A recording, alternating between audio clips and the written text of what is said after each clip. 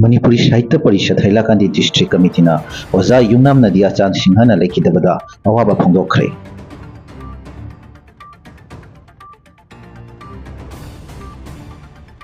सिंगिरबोंदगी सकनाइरबा साहित्य प्रेमी अमसुंग ममिंग लेरबा मिसक ओजा युमनाम नदिया चांद सिंह ngarang August की तांग मरी लेबापोपा नुमित अयुक्की पुंग 6 मखाई ताबा मतमदा ताइबंग खादोक्तुना मपुगी कुया तानख्रे। ओजा असिना लेखिदबदा मफम कयादा थमोय सोकना अवाबा फोंदोकनरी। मसीगा मरी लेनना ngarang लेबापोपा नुमित मणिपुरी साहित्य परिषद हैलाकांदी डिस्ट्रिक्ट कमिटीना ओजा नदिया चांद सिंहना लेखिदबदा थमोय सोकना अवाबा फोंदोखरे। मसीगा इरोइनना लेखिद्रबा थवाई फमदा इकाई खुंगनबा उतनबा अमसुंग थवाई मिरोइगी अवाबा फोंदोकनबगीदमक खनबा मिफम अमा पांथोखरे।